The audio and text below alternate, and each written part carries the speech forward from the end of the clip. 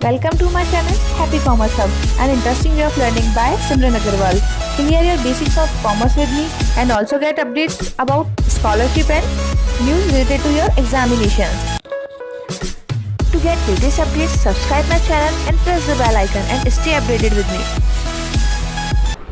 Hello all, welcome. कैसे हो सब लोग। आज इस वीडियो में हम थर्ड चैप्टर को कंप्लीट कर देंगे। एक छोटा सा टॉपिक बचा है व्यू रचनात्मक प्रबंध, जिसको भी मैं यहाँ पर कंप्लीट कर दूंगी और हमारा स्टार्ट हो जाएगा फोर्थ चैप्टर। जो बच्चे कंटिन्यू मेरे चैनल से स्टडी कर रहे हैं उनको बताने की जरूरत नहीं है, बट जो फर्स्ट टाइम आया है बच्चा प्लीज़ सब्सक्राइब करना मेरे चैनल को। वीडियो पसंद आए तो लाइक करना मत भूलना। और इसके प्रीवियस की जितनी भी वीडियोस है वो भी बहुत इंटरेस्टिंग तरीके से मैंने समझाई है। तो आप क्या कर सकते हैं, आप प्लेलिस्ट में जाएँ और आराम से RBSC हिंदी मीडियम करके BST की प्लेलिस्ट है, वहाँ पर जाके अपने कंटेंट को देख सकते हैं, स्क्रीनशॉट ले सकते हैं। और अगर PDF चाहिए तो मुझे टेलीग्राम पर फॉलो कर सकते हैं। साथ ही अगर आपको other updates like news related to your examination, scholarships, ठीक है, अगर वो सब इन्फॉर्मेशन चाहिए तो मेरा इंस्टा का पेज भी आप फॉलो कर सकते हो। स्टार्ट करते हैं व्यू रचनात्मक प्रबंध।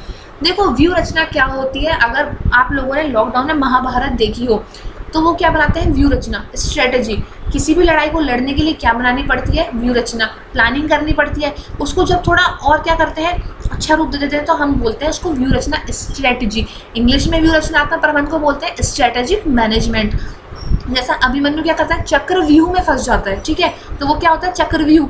क्लियर। वो चक्रव्यूह क्यों कहा गया उसको, क्योंकि वो चक्र के रूप में था, लेकिन वो क्या थी, व्यू रचना थी, ताकि कौरव क्या कर सके, पांडवों को हरा सके। वैसे ही प्रबंध में क्या होता है, मैनेजर्स क्या करते हैं, इतनी अच्छी व्यू रचना बनाते हैं ताकि प्रतिस्पर्धी माहौल में टिक भी सके, अपनी जो संस्था है उसको ग्रोथ भी दे सके और लंबे समय तक क्या कर सके, वो माहौल में टिक सके।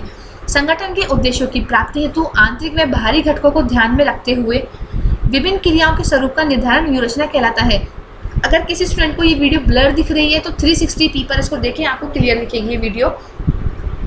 संगठन के उद्देश्यों की प्राप्ति तो आंतरिक और बाहरी घटकों को ध्यान में रखना। किसी भी संगठन के उद्देश्य को कौन प्रभावित करता है, उसके आंतरिक और बाह्य घटक। जैसा कि हमने बताया था जब प्रबंध की बात की थी कि प्रबंध क्या है, वातावरण से पूर्णतः प्रभावित होता है। आंतरिक घटक भी प्रभावित करते हैं तो बाह्य घटक भी प्रभावित करते हैं। नियोजन करना है लंबे समय तक तो सबको ध्यान में रखना पड़ेगा। कौन कितना इफेक्ट डाल रहा है ये भी ध्यान रखते हुए हमें आगे का अपना काम करना पड़ेगा। सामान्य शब्दों में व्यू रचनात्मक प्रबंध का आशय संगठन के लिए पूर्व निर्धारित उद्देश्यों की प्राप्ति हेतु भावी दिशा के बारे में निर्णय लेने और उन निर्णयों को लागू करने से। यानी कि आपको क्या करना है, आपने जो संगठन के उद्देश्य निर्धारित करे थे उनको देखते हुए आपको किस दिशा में अग्रसर होना है उसके बारे में निर्णय लेना है और फिर उन निर्णयों को क्या करना है, लागू भी करना है। स्टोनर और फ्रीमैन बोलते हैं कि व्यू रचना प्रबंध की एक ऐसी प्रक्रिया है जो एक संगठन को व्यू रचना, नियोजन एवं उन योजनाओं पर कार्यवाही करने हेतु बाध्य करती है। जैसा मैंने बताया, परिभाषा हमेशा वर्ड टू वर्ड लिखी जाती है, चेंज नहीं की जाती। व्यू रचना प्रबंध की एक ऐसी प्रक्रिया है, ये तो हमें पता है, प्रबंध प्रक्रिया है और प्रबंध से रिलेटेड जितने भी टर्म्स हैं वो सारी प्रक्रिया कहलाएंगी, जो एक संगठन को व्यू रचना, नियोजन एवं उन योजनाओं पर कार्यवाही करने हेतु क्या करती है, बाध्य करती है। यानी कि व्यू रचना बनाओ, व्यू रचना करते हुए अपना नियोजन करो और फिर योजनाओं को फॉलो भी करो। निष्कर्ष क्या कहता है कि निष्कर्ष रूप में हम कह सकते हैं व्यू रचनात्मक प्रबंध का अर्थ है संगठन के उद्देश्यों का निर्धारण, व्यू रचना का निर्माण, उसको लागू करने एवं क्रियान्वित करने की प्रबंधकीय प्रक्रिया और समय अंतराल से उनसे संबंधित उपयुक्त सुधारात्मक उपायों को उठाया जाता है। यानी कि आपने क्या करा, जैसे जैसे देखा कि हमारे सामने क्या प्रॉब्लम आ सकती है उनसे निपटने के लिए अपनी व्यू रचना बनाई। जनरल लाइफ में भी हम बनाते हैं कि हमें पता है अभी कोविड-19 चल रहा है, तो जैसा सबको क्या हो रहा है भाई, अपना इम्यूनिटी सिस्टम बढ़ाओ। तो आप लोग क्या कर रहे हो, ये नियोजन ही तो कर रहे हो, लेकिन और स्ट्रांगली करोगे नहीं। मैं तो एक्सरसाइज भी करता हूँ, योगा भी करता हूँ और मैं इम्यून सिस्टम के लिए च्यवनप्राश भी खा रहा हूँ, मैं काढ़ा भी पी रहा हूँ। तो ये सब क्या हो रहा है, आप एक व्यू रचना तो बना रहे हो खुद को सेफ रखने के लिए कोरोना से। तो बस वैसे ही प्रबंधक क्या करता है, भारी जो कोरोना होता है यानी कि जो इफेक्ट कर रहे हैं उनको तत्व, उनको बचने के लिए वो व्यू रचना बनाते हैं, उसको लागू करते हैं, क्रियान्वित करते हैं और समय अंतराल से उनसे संबंधित उपयुक्त सुधारात्मक कदम भी वो लोग उठाते हैं। क्योंकि अगर सुधारात्मक कदम नहीं उठाओगे तो फिर तो कोई यूज है ही नहीं। विशेषताएं, औपचारिक प्रबंध प्रक्रिया ये अनौपचारिक नहीं होती, पूर्णतः औपचारिक होती, क्योंकि व्यू रचना बनाने के लिए हमें ये जानना पड़ता है कि हमें किस दिशा में किस प्रकार का कदम उठाना है। और ये बेसिकली कौन करता है, ये करते हैं आपके उच्च प्रबंधक, ठीक है। आपकी बुक में भी देख लेते हैं एक बार इसको। औपचारिक प्रबंध प्रक्रिया। व्यू रचनात्मक प्रबंध औपचारिक प्रबंध की प्रक्रिया है, क्योंकि इसके अंतर्गत संगठन के उद्देश्य है व्यू रचना का निर्माण, क्रियान्वयन, अनुवर्तन और उसके क्रियान्वयन से संबंधित सुधारात्मक कदम उठाए जाते हैं। प्रबंधकों की प्रतिबद्धता, यह प्रबंधकों की प्रतिबद्धता को इस रूप में प्रकट करता है कि वे कुछ निश्चित व्यू रचना को अपनाएंगे और ऐसे संसाधन उपलब्ध करेंगे ताकि संगठन के उद्देश्य की पूर्ति हो सके। जनरल नियोजन तो सभी करते हैं, उम्मीद ये रखी जाती है कि हमारा प्रबंधक व्यू रचना अपनाएगा और हमारे संगठन को आगे की ओर बढ़ाएगा। व्यवस्थित प्रक्रिया है। औपचारिक प्रक्रिया क्या होती है? ऑटोमेटिक व्यवस्थित प्रक्रिया होती है। ये एक व्यवस्थित प्रक्रिया है क्योंकि संगठन के पूर्व निर्धारित उद्देश्य की प्राप्ति के लिए तर्क संगत और क्रमबद्ध कदमों का उपयोग किया जाता है, क्योंकि हम यहाँ पर नियोजन तो कर रहे हैं पर कौन सा कर रहे हैं? व्यू रचनात्मक नियोजन, यानी कि हमें एक एक स्टेप हमारा यहाँ पर क्लियर है। जैसे वातावरण का विश्लेषण करना, उद्देश्यों का निर्धारण करना, व्यू रचना का निर्माण करना, क्रियान्वयन करना, मूल्यांकन और अनुवर्तन। उच्च स्तरीय प्रबंध, जैसा मैंने बताया था, व्यू रचनात्मक प्रबंध का कार्य संगठन में उच्च स्तर के प्रबंधकों द्वारा ही किया जाता है। इसके लिए वे समग्र संगठन के उद्देश्यों एवं व्यू रचनाओं का विकास करते हैं, परिचालन प्रबंध करते हैं एवं प्रशासनिक प्रबंध का विकास करते हैं। साध्य एवं साधन दोनों है। ये 1 मार्क का क्वेश्चन बन सकता है कि व्यू रचनात्मक प्रबंध साधन एवं साध्य है, दोनों कैसे? व्यू रचनात्मक प्रबंध का संबंध साध्य एवं साधन दोनों से है। इसका कारण यह है कि यह एक संगठन का उसके लक्ष्य की उपलब्धि के साधन के रूप में उसके वातावरण के साथ संबंधों को ध्यान में रखते हुए प्रबंध करने पर बल देता है। ठीक है, यानी कि ये क्या करता है? आपके साध्य तो कैसे है और साधन कैसे है? इसका कारण है कि संगठन का उसके लक्ष्य की उपलब्धि के साधन के रूप में और उसके वातावरण के साथ संबंधों को ध्यान में रखते हुए प्रबंध करने पर बल देता है। यानी कि आपको क्या लक्ष्य प्राप्त करने हैं, उनकी उपलब्धि के लिए तो क्या है? ये साधन है। ओके, और जबकि आपके लिए आपके प्रबंध पर ये क्या कर रहा है? बल दे रहा है और उनको ध्यान में रख रहा है। निर्देशात्मक नियोजन, चूंकि रचनात्मक प्रबंध दीर्घकालीन ध्येय को ध्यान में रखते हुए किया जाता है। निर्देशित प्रक्रिया है। व्यू रचना उच्च स्तरीय प्रबंधक बनाएंगे और वो क्या करेंगे? अपने से अंडर वालों को ये सब बताएंगे। इसलिए यह संगठन के प्रयासों को एक निश्चित दिशा में प्रेरित करने वाला निर्देशात्मक नियोजन है। इसमें संगठन के मार्गदर्शन हेतु नीतियों का निर्माण किया जाता है, अल्पकालीन और दीर्घकालीन उद्देश्यों की स्थापना की जाती है और व्यू रचना का निर्धारण किया जाता है ताकि क्या हो? संगठन के हम लक्ष्यों को प्राप्त कर सकें। गतिशील प्रक्रिया निरंतर रूप से चलती रहती है, रुकती नहीं है, क्योंकि वातावरण में अगर रुकना है तो आप उसको स्टॉप कर सकते हो। अगर वातावरण में नहीं रुकना, यानी कि वातावरण में बने रहना है, रुकने से मतलब हमें वातावरण में कंटिन्यू बने रहना है, तो हमें क्या करना पड़ेगा? इस प्रक्रिया को लगातार चलाना पड़ेगा। व्यू रचनात्मक प्रबंध एक गतिशील प्रक्रिया है, क्योंकि संगठन के बाहर विभिन्न क्षेत्रों में बदली परिस्थितियों के अनुसार व्यावसायिक उद्देश्यों, नीतियों, निर्णयों और मूल्यांकन में परिवर्तन किया जाता है। यही नहीं, इसकी आवश्यकता संगठन के साथ विभिन्न हितों, समूह व संगठनों के कारण भी होती है। भविष्योन्मुखी प्रक्रिया है। ये भी 1 मार्क का क्वेश्चन है। भाई क्यों है? क्यों कर रहे हैं हम व्यू रचनात्मक प्रबंध? इसीलिए तो कर रहे हैं ताकि हम एक तरीके से यहाँ पे क्या कर रहे हैं? भविष्य में झांकने की कोशिश कर रहे हैं। वैसे तो सब लोग जानते हैं कि भविष्य में क्या होगा, कोई नहीं कह सकता। कोई नहीं कह सकता था कि कोरोना आएगा, पर कोरोना आया और बहुत ज़्यादा उसने जिंदगी को प्रभावित किया। हम तो यही आस लगा सकते हैं कि भाई ऐसा कुछ नहीं हो, फिर भी अगर कुछ कंडीशन खराब होती है तो क्या करना है? तो हम एक कोशिश करते हैं भविष्य में झांकने की। व्यू रचनात्मक प्रबंध भविष्योन्मुखी प्रक्रिया है, क्योंकि इसके अंतर्गत भावी घटनाओं, अवसरों, चुनौतियों और खतरों का अनुमान लगाया जाता है। इसके अतिरिक्त इनके अनुसार व्यू रचना का निर्माण तथा क्रियान्वयन द्वारा किया जाता है। इस संबंध में पियर्स एवं रॉबिन्सन ने कहा है कि यहाँ प्रबंधकों द्वारा अपने प्रतिस्पर्धी वातावरण के लिए अंतरक्रिया हेतु अपनाई गई वृहत भविष्योन्मुखी योजना है। ये तो हो गई विशेषता। अब हम बात करेंगे इसके महत्व की। आधुनिक व्यवसाय की सफलता कड़ी प्रतिस्पर्धा को जीतने पर निर्भर करती है, क्योंकि गलत कोट यहाँ पर प्रतिस्पर्धा क्या होती है? रनिंग है।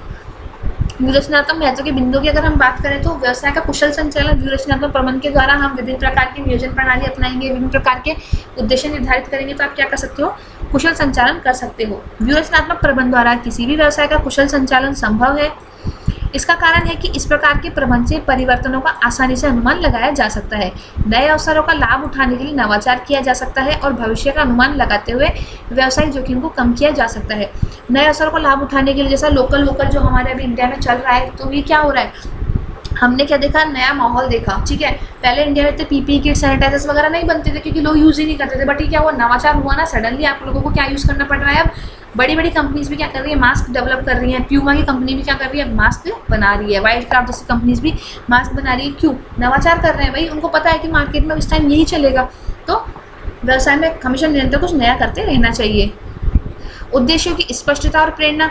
रचनात्मक प्रबंध के माध्यम से संस्था के कर्मचारियों को संगठन के उद्देश्यों की जानकारी प्राप्त हो जाती है ताकि वो उसका अनुसरण कर सके और उद्देश्य की प्राप्ति हेतु प्रेरित हो सके। वातावरणीय चुनौतियों का सामना और अवसरों का लाभ। व्यूरचनात्मक प्रबंध से प्रबंधक वातावरणीय चुनौतियों का न केवल सामना करने में सक्षम हो जाते हैं अपितु विशेष अवसरों का लाभ उठाने के योग्य भी हो जाते हैं। इसी प्रकार ये कार्य प्रबंधकों को बेहतर प्रबंध करने और वातावरण के साथ निरंतर समायोजन करने में भी सहायता प्रदान करते हैं। इसको बहुत अच्छे से समझो। बहुत सारे स्कूल्स में हो सकता है अभी भी ऑनलाइन क्लासेस चालू नहीं हुई हो, बट हो सकता है कुछ बच्चे यहाँ पर यूट्यूब से पढ़ रहे हैं, तो वो क्या कर रहे हैं, एक तरीके से बोर्ड एग्जाम के लिए भाई पहले से प्रिपरेशन कर रहे हैं, व्यूरचना बना रहे हैं। क्यों? वो इस बात का कर सकते हैं, विशेष अवसर का लाभ उठा सकते हैं। जहाँ कुछ बच्चों ने पढ़ाई स्टार्ट नहीं की, वो अपना क्या कर सकते हैं, रिवीजन भी कर सकते हैं। सर्वश्रेष्ठ निर्णय में सहायता।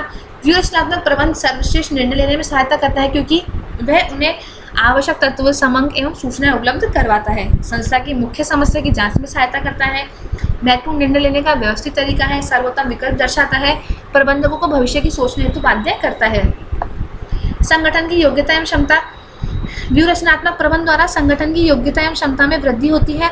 इसका कारण है कि यह वातावरण के साथ अनुकूलतम तालमेल स्थापित करता है, कार्य निष्पादन में संघर्ष को कम करने में सहायता करता है, निम्न रेखा स्तर पर सफलता को सुनिश्चित करता है। इसके अतिरिक्त विभिन्न व्यक्तियों तथा समूह के मध्य क्रियाओं में अंतराल एवं दोहराव को भी कम करता है क्योंकि इसमें सहभागिता के अंतर्गत प्रत्येक व्यक्ति की भूमिका का स्पष्टीकरण हो जाता है। लास्ट ईयर यानी कि अगर बात की जाए सन 2019-2020 में कोरोना आने के बाद बीएसटी का एग्जाम नहीं हुआ था, फिर 22 जून को वो एग्जाम हुआ, वहाँ पर व्यूरचनात्मक प्रबंध में से प्रश्न आया था और 6 मार्क्स का क्वेश्चन यहाँ पर बना था। कर्मचारी अभिप्रेरणा में सुधार। व्यूरचनात्मक प्रबंध द्वारा व्यूरचनात्मक नियोजन में निहित आवश्यक कदमों से उद्देश्य और लक्ष्यों का स्पष्टीकरण होता है।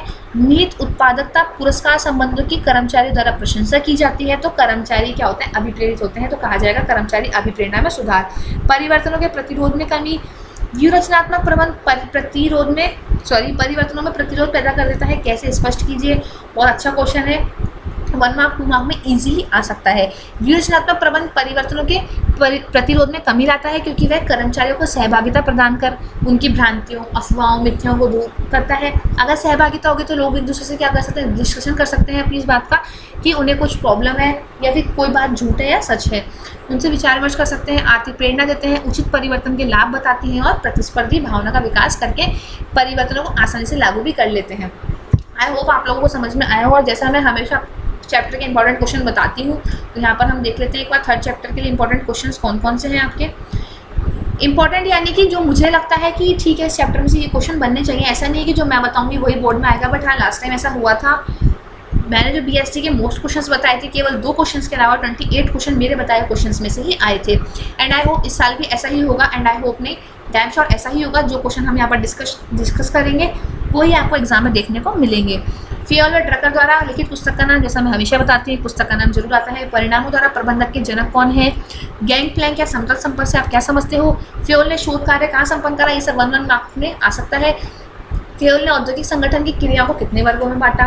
फियोल ने प्रबंध के कौन से तत्व बताए। आधुनिक प्रबंधक पिता किसे कहा गया, प्रबंध गुरु किसे कहा गया, प्रबंधक का मुख्य कार्य ड्रकर ने क्या बताया, व्यू रचना किसे कहते हैं, अपवाद द्वारा प्रबंध किसे कहते हैं, व्यू रचनात्मक भविष्योन्मुखी प्रक्रिया है, कैसे, सिद्धांत से क्या समझते हो, वैज्ञानिक प्रबंध के पिता कौन है और आदेश की एकता और निर्देश की एकता में अंतर। ये मैंने लास्ट टाइम मेरी वीडियो में एज अ टास्क दिया था कि आदेश की एकता में निर्देश की एकता में अंतर बताइए। जो स्टूडेंट बता सकते हैं कमेंट बॉक्स में पक्का बताएं, नहीं तो फिर जब सिलेबस कंप्लीट हो जाएगा तो पक्का मैं ये क्वेश्चन आपको बताने वाली हूँ। बट तब तक के लिए तो मैं ये बिल्कुल नहीं बताऊँगी, क्योंकि जो स्टूडेंट सच में मेहनत करना चाहता है उसके लिए मैं ये टास्क दे रही हूँ कि आप अंतर मुझे बताएं और मैं चेक करूँगी वो सही है या गलत। ठीक है, आई होप ये वीडियो हेल्पफुल रही हो, कंटेंट समझ में आया हो।